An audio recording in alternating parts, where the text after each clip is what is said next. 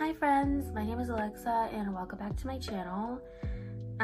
Today I'm going to be talking about the second book in the Stathel Sisters duology, The Darkness Within Us by Trisha Levenseller.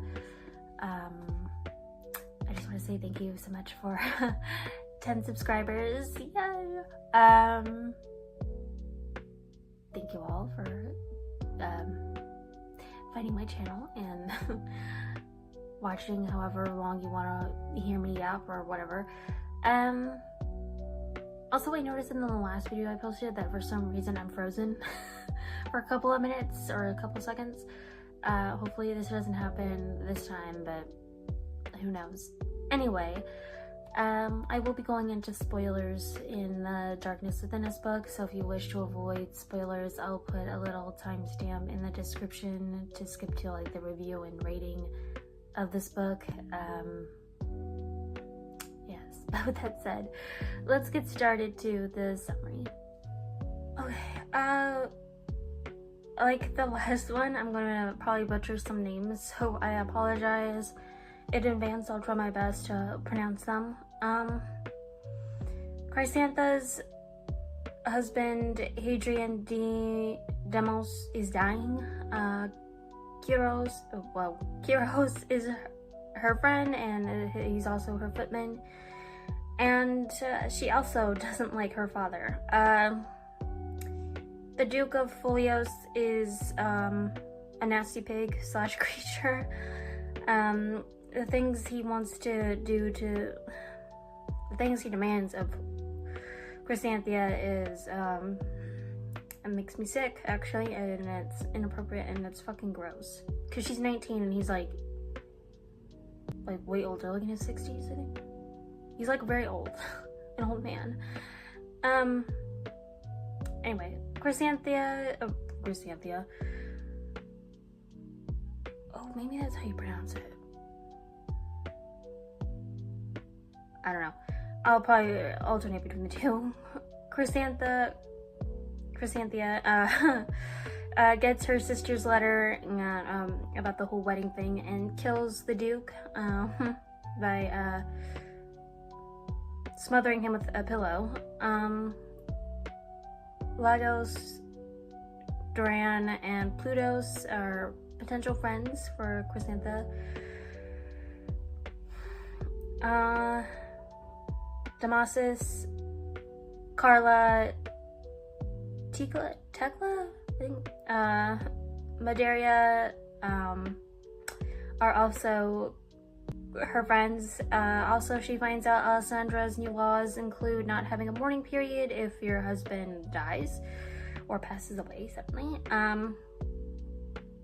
And so she has all this kind of freedom now, and she's also looking for a mistress because she's like, well, if men can have mistresses, I should be able to have one too, or women should be able to have one. So she goes to a brothel, and for women, I believe, and men, and yeah, women and men can go.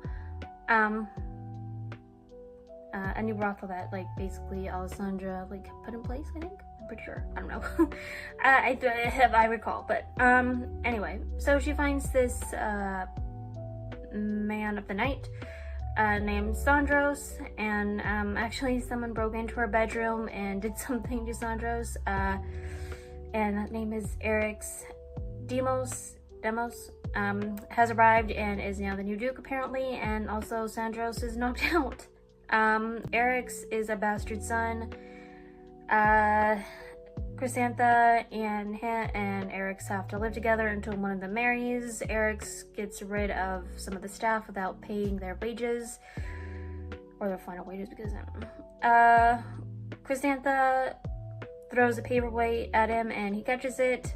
Elias Tomaras is a private investigator employed by Chrysantha that she wants to find out, she wants him to find out more information about Eric's, because she doesn't believe that he was actually her late husband's grandson. Anyway, Lord Andrus has gone missing for at least 2 weeks, and he's also dead. Apparently, Eric's wasn't lying about being in the army, and also Eric's eyes changed to an amber color. and he also wants to be alone. Apparently Eric's is also being blackmailed. Chrysantha is playing nice and wants to figure out what's going on with his glowing eyes. There's also a shopping day with Chrysantha and Eric's. She's buying him new clothes and shoes because he only has like one pair or two pairs actually, and alternates between everything. There's also a potential romance with Kuros and Chrysantha, possibly. Eric teaches, or like basically tells Chrysantha how to hurt a man, which is basically go to the eyes, throat, or groin. Chrysantha told Kuros to call her by her name instead of like the, Miro Grace and the whole honor fix thing.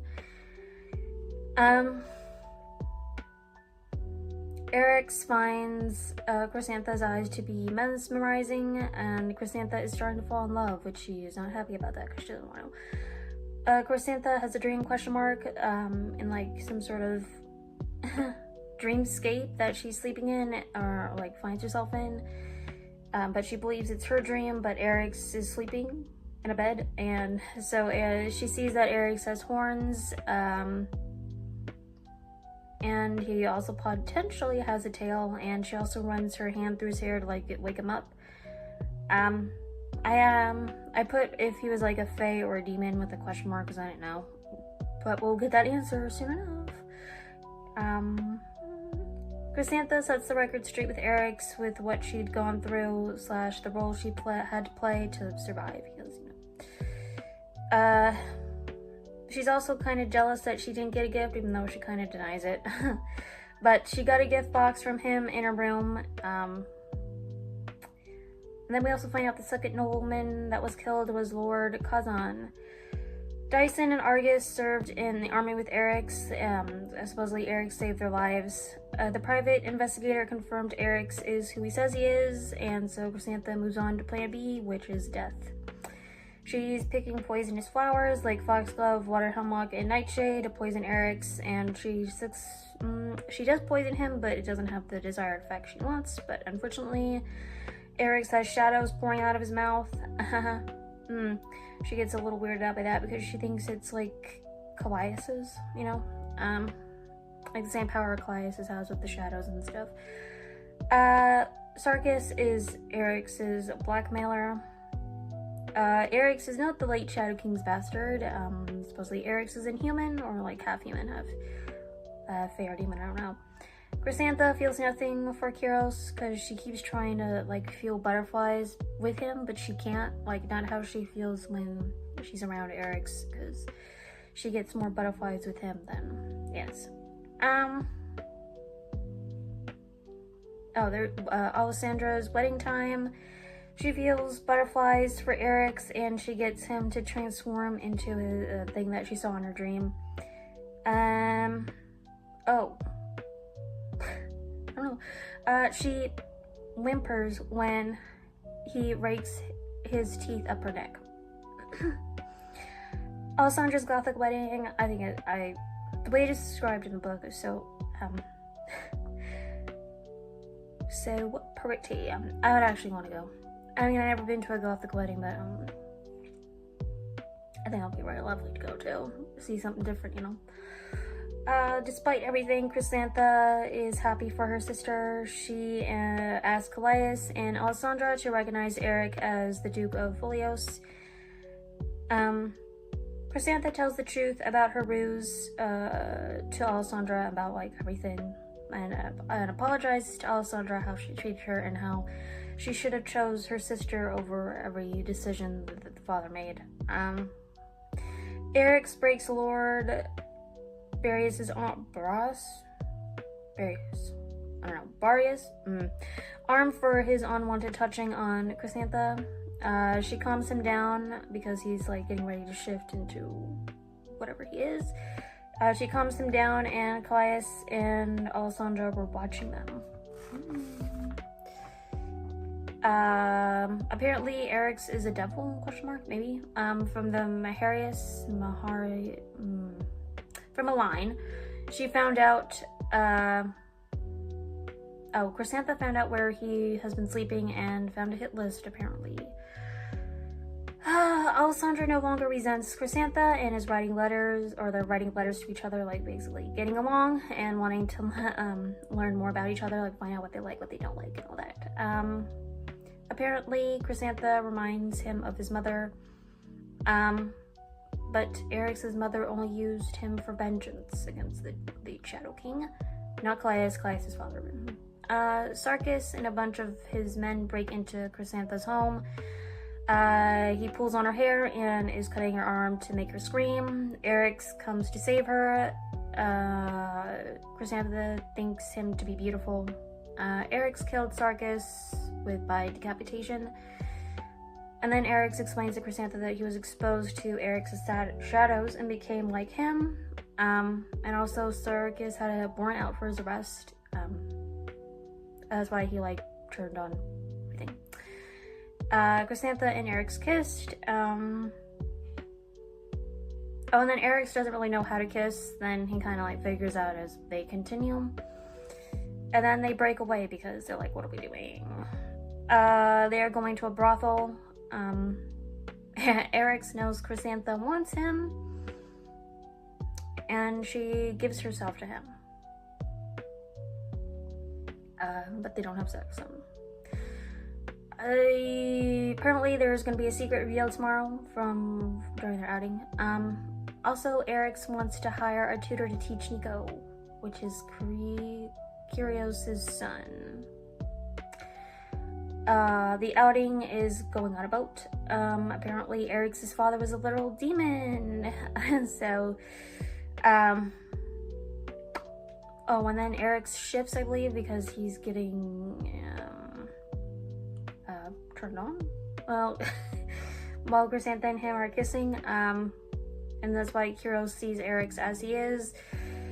Kyrios threatens to expose him. Chrysantha goes to speak with him. And I guess apparently the secret investigator found out that he bought his way into being put into the well.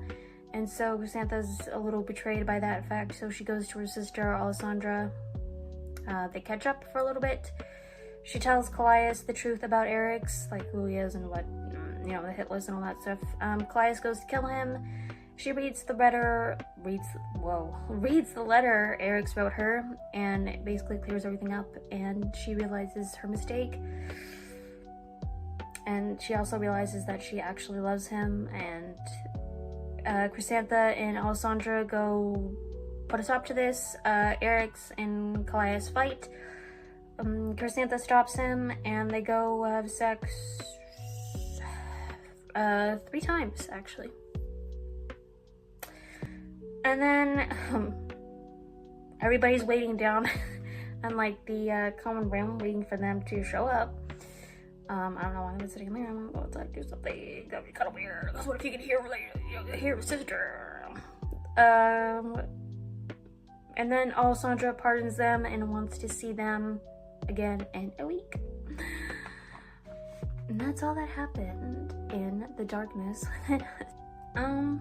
I also gave this book a 4.5 star. I also thought that it was cute. I'm glad Chrysantha found somebody who respects her and allows her to be more independent in her own way. Unlike her previous husband, who was a piece of crap. Let's see. I'm glad that Chrysantha and Alessandra, are rekindling their relationship towards each other, and I'm glad that they're kind of relearning what they like and what they don't like, and trying to find out what their same interests are, and how Alessandra now wants to hang out with her older sister and wants her to come over to the castle and spend some time over there so they can talk and whatever. And I'm glad that they both found somebody who both has powers. That's kind of cool. Also, I also like the sprayed edges on this one too. I like how the fan kind of represents Chrysantha, and the sword here represents Eric's and whatever and whatnot. And oh my gosh, let's see. I also like the I like also the hardcover foil too, with the white and the kind of not bronze, like a rose gold color there. I like the crown too, kind of pretty, and with the quill, it's nice. But anyway, I think Chrysanthemum is more like for the people, for the women mostly, I think, who don't want to be controlled and just want to have their own independence and yeah. Anyway, well, let me know what you guys thought of the darkness within us, and let me know down in the comments what sister is your favorite, either Chrysantha or Alessandra. But I don't know, I for me, I think I like both. Like they both have their own little charm. I think for Chrysantha, I understand her a little more about what her motives were and like what she wants. But yeah. Next time I will be returning to the Sins of the Zodiac book or series, with the second book after Neverkeep, which is Echo Fort. I'm kind of interested to see what's going on with Ever, Kaiser, Vesper, and Bastion. And any more other lovely characters that we've met in Neverkeep so far. That'll be exciting. But if you like this video, please leave a like, and if you want to see more from me, please subscribe, and also check out my other videos I have of other books that I've talked about so far. We're also going to be nearing my second reading wrap-up pretty soon. Both exciting. I'm pretty sure I read more comics this time around than the first one, but anyway, and until next time, bye friends.